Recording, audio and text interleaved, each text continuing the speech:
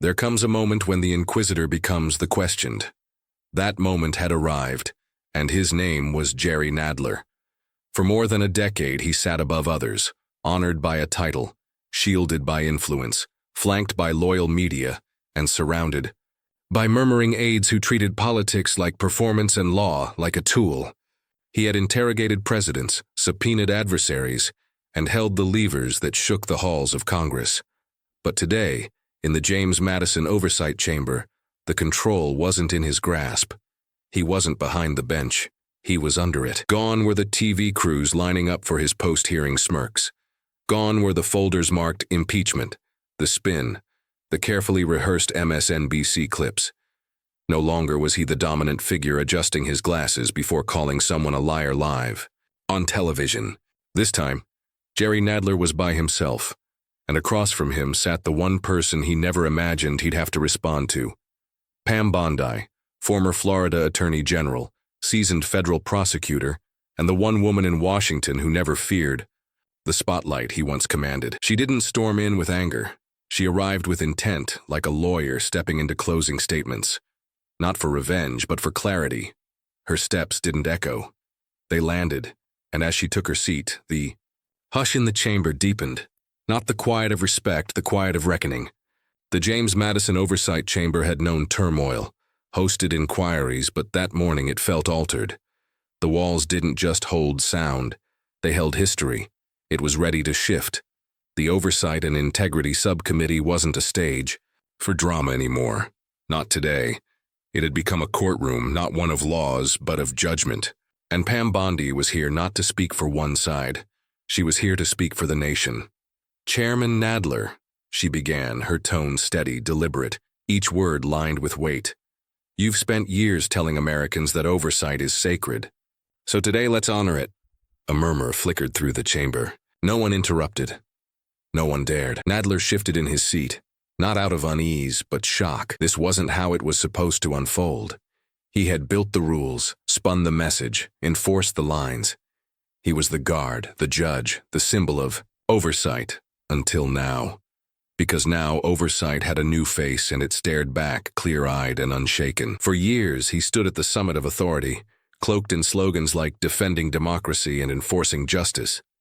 But behind it all, the man who vowed to protect the door of ethics had sealed it shut from within. Pam Bondi wasn't here to knock. She arrived with access, evidence, letters, records, and names. She didn't raise her voice, she didn't have to. The truth would do that job for her. As she opened her folder, the chamber seemed to hold its breath. Bondi didn't just question Nadler's history. She questioned his reputation. She didn't just face the gatekeeper. She showed he wasn't guarding anything anymore. He was standing trial at the gate. This wasn't political drama. This was exposure. No more headlines to deflect behind.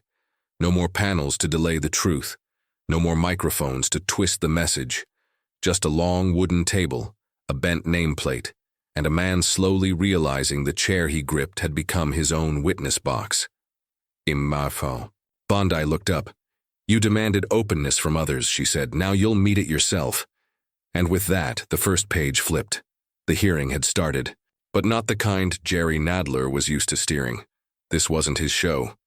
This time, he wasn't the narrator. He was the one being told about. The page didn't just flip. It slammed shut on the old act, where Jerry Nadler could talk over facts and leave unopposed. Now, it was Bondi's voice cutting through the chamber. She didn't rely on views. She relied on proof. Pam Bondi tapped the folder with one finger. Controlled, but sharp. Mr. Chairman, she said, you once told Americans no one is above the law. Today we'll learn if you meant that.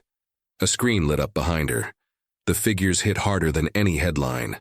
Subpoenas issued by Chairman Jerry Nadler, 2019-2022, against Republicans, 41, against Democrats, 1. And that one conveniently dropped with no follow-up. Bondi added without looking away. The air thickened. Nadler blinked but stayed silent. Pam stepped toward the screen, laser pointer in hand. Let's rewind. 2019. President Trump's phone call with a foreign leader.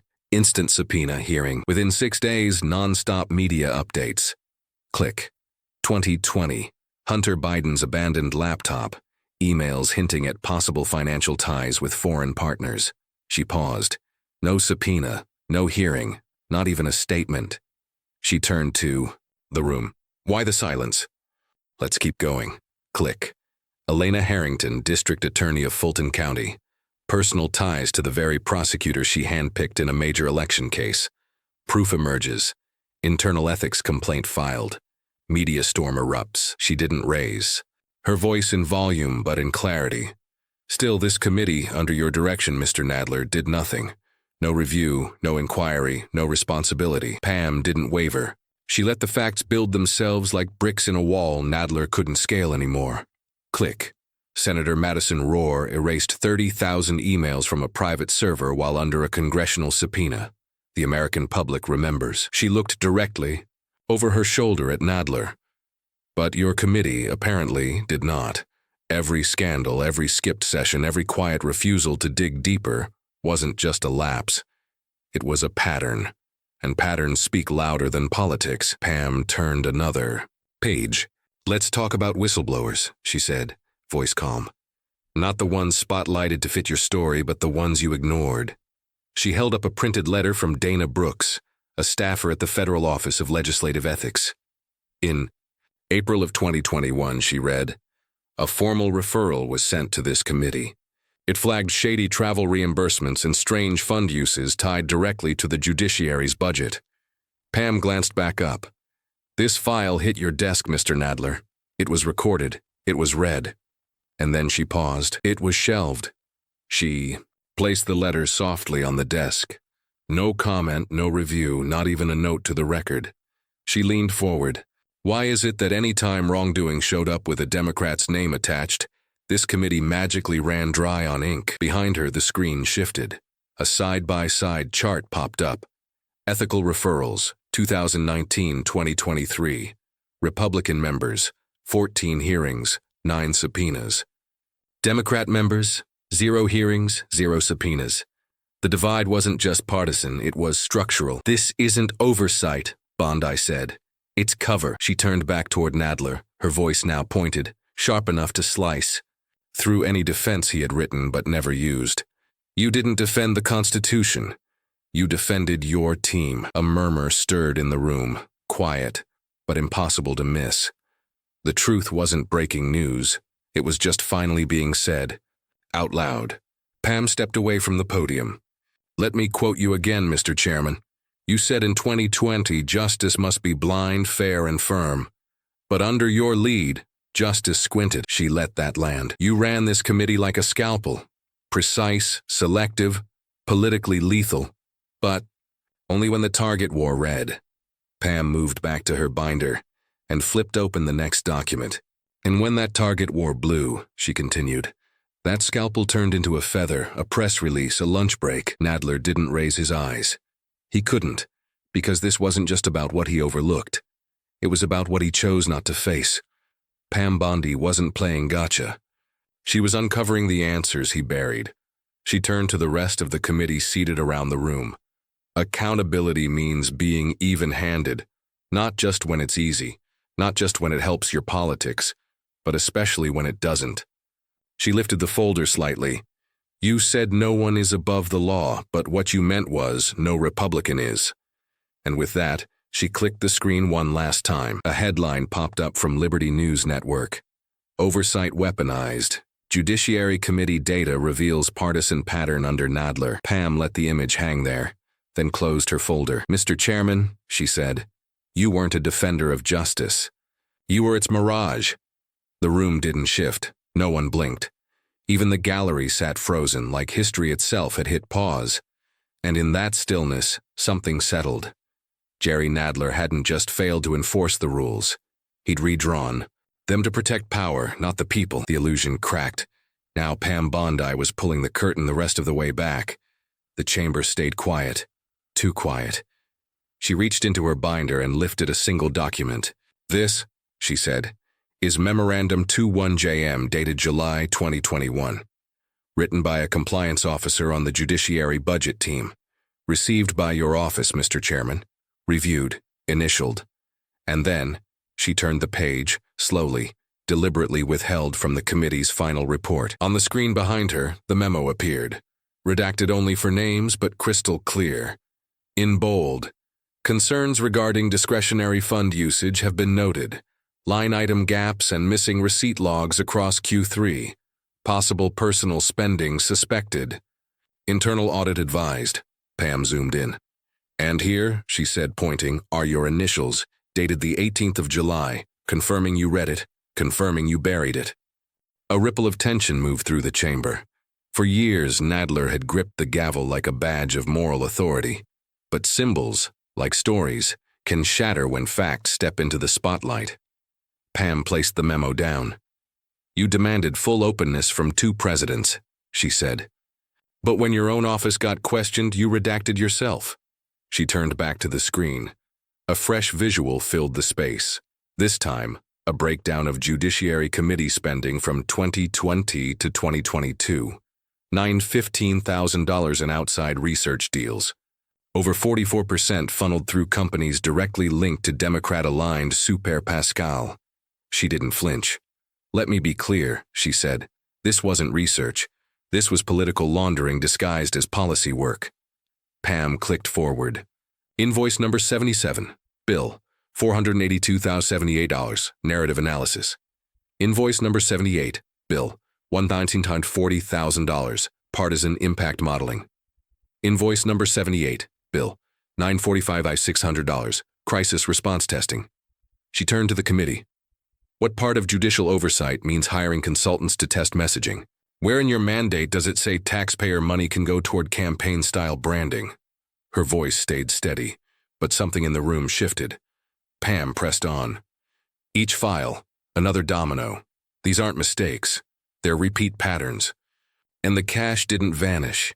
It resurfaced in super PAC filings, sometimes just weeks after those federal deals were signed. She tapped her folder. But the real proof, she said, isn't in those invoices. It's in the silence. From the pile, she pulled a signed statement. This is from Rachel Cummings, she said, former Deputy Ethics Counsel. Pam held up the paper and read aloud. We were told to stall or block any internal audits involving Democrat-linked vendors or committee-favored allies. I personally flagged 2 spending issues. Both were ignored. I sat in a meeting where staff were told to bury an ethics memo about a witness with ties to leadership. I resigned shortly after. Pam lowered the sheet. The signature's real. So is the system of silence. She stepped back from the mic, letting her words sit like a jury decision. Across the oversight hall, members who once leaned away now leaned in. The gallery froze. Reporters with pens stopped writing and stared. Nadler didn't move. He couldn't. He wasn't the leader anymore. He was the paper trail itself. Pam turned back to the screen. Behind her, dozens of email snippets flashed, each labeled with the same subject line, Tier 3 Optics Risk. She read a few out loud. Push until after midterms. Too risky. For internal mention. Let's reframe after the cycle cools. Not smart. Optics fragile. Bondi turned to Nadler again. Mr. Chairman, your job wasn't to spin optics. It was to guard ethics. But you didn't treat oversight like duty. You treated it like PR. Her tone sharpened. You weren't just picky. You were calculated. You built a shield around wrongdoing, as long as it came from your camp. Nadler finally shifted, for the first time in 10 minutes. But Pam didn't pause. You turned one of Congress's strongest accountability tools into a partisan playground. You probed tweets, but skipped over contracts. You held hearings for speeches but buried ethics alerts tied to public funds. She paused. This wasn't neglect. This was strategy. Bondi went back to the table, lifted one last file. Let's not act like this is about party lines. This is about structure, and the structure cracked from inside. She looked right at the committee members. Now Democrats and Republicans alike. Ask yourselves this, she said. If a new staffer did what we just revealed, would they still be here? No one answered. And if the answer's no, she continued, then why does Jerry Nadler still have a chair? Silence. But not denial. Not this time. Trust had been broken. Not by bias. Not by blunders. But by facts. As Bondi stepped back one last time, The camera zoomed in on the screen, still lit with the same phrase that had shaped a culture of avoidance. Tier 3 optics risk. And in that moment, everyone in that room realized it was never about what Nadler didn't know. It was about what he knew and chose to bury. The words still glowed. Tier 3 optics risk. But Pam Bondi wasn't working in optics anymore. She was delivering fallout. She walked slow and steady across the floor. No theatrics, no speeches. Just a woman holding a binder that could finish a man's political run. She reached the witness desk, paused and held it high. On the front, printed in bold red, full ethics submission, subject Representative Jerry Nadler. A quiet gasp rolled through the gallery. Bondi turned to the clerk and spoke 5 words that changed the tone entirely. Let the record reflect submission. The chamber went dead quiet. No movement. Not even Nadler. She didn't raise her voice. She didn't have to. The binder did the talking. Pam faced the committee. What's inside, she said, isn't a personal vendetta. It's not a spin. It's the record. She read the charges, not with fury, but with weight. Misuse of committee resources, blocking, congressional review, hiding whistleblower reports, ethical breaches with outside firms, false representation in federal statements. Then she delivered the line that hit like a gavel. This isn't political. This is procedural. And suddenly it clicked. This wasn't revenge. It was reckoning. Pam turned to the press. Cameras clicked. Journalists leaned forward. The quiet had turned charged. Then came the headlines. Fast. Wall Herald. Bondi drops ethics bomb on Judiciary Titan. Fox Ledger. Oversight targets itself. Nadler under federal review. National SEU. Standard. Committee ethics no longer untouchable. The shock wasn't just coast to coast, it crossed aisles. For years, Jerry Nadler had been the enforcer no one questioned. He'd built a myth of moral high ground, polished by sound bites and spotlight moments, but now that image was cracking, live, and not everyone planned to go down with him. 3 names stood up first. Representative Ethan Whitman, DNH. I support transparency, no one's above it, not even leadership. Representative Kimberly Sanders, DMA. If we shield people over facts, we don't belong here. Representative Don Reynolds, DMI. This isn't betrayal, it's bravery, and it's long overdue. Their words didn't just shift. The narrative, they broke the dam. Cable anchors who once tiptoed the story started digging. Think tanks rushed out statements. Behind closed doors, aides whispered, if Whitman flipped, others will follow. Still, Nadler said nothing. He didn't respond, he didn't deflect, he just stared straight ahead. Stone-faced, hands folded, lips clamped tight. Maybe he believed silence would protect him, but in this case, silence sounded like guilt. Pam Bondi didn't press. She didn't gloat. She didn't even glance at him. She let the binder speak, and the media handled the rest. Over the next 48 hours, clips from the hearing exploded online. Bondi's line, "This is not political, this is procedural," became a rallying banner. Even across the aisle, conservatives and centrists found rare unity. What once seemed like a partisan skirmish became something bigger, a judgment on the misuse of power no matter the party. The headlines kept rolling in. Liberty Watch. Nadler accused of steering committee like a campaign tool. DC Sentinel. Judiciary watchdog named in whistleblower report. Broadcast America. Bondi binder sparks questions Democrats can't avoid. Even Nadler's own district started buzzing. The Manhattan Progressive Caucus demanded a temporary ethics view. 2 DNC-aligned law firms quietly paused coordination with House subcommittees. A Columbia Club event got canceled. And still, Nadler stayed silent. Pam Bondi, meanwhile, gave just one interview, a short presser on the Capitol steps. When asked how it felt to submit the binder, she replied without blinking, this wasn't about feeling. It was about function. And functionally, this committee failed. She stepped down from the podium before reporters could press further. No fanfare, no spin. Just one woman doing what the system forgot, hold itself accountable. Back inside the chamber, the submission sat on the clerk's desk, thick and damning, labeled, filed, logged into the record. And for the first time, Jerry Nadler's name wasn't leading a subpoena. It topped an investigation. What started as whispers had turned into a storm. The narrative had flipped, and the gatekeeper? He wasn't at the door anymore. He was the... The binder had landed. The headlines had detonated. Now came the vote. It wasn't symbolic, it was sharp. 15 Oversight and Integrity Subcommittee members voted yes. 9 opposed. 3 abstained. The motion carried. Representative Jerry Nadler was suspended from his chairmanship, effective immediately. No clapping, no statements, not even just the scrape of chairs and a nameplate quietly lifted from a bench he'd ruled for years. The party that once made Nadler a symbol of constitutional duty had moved on. Election case, evidence emerges.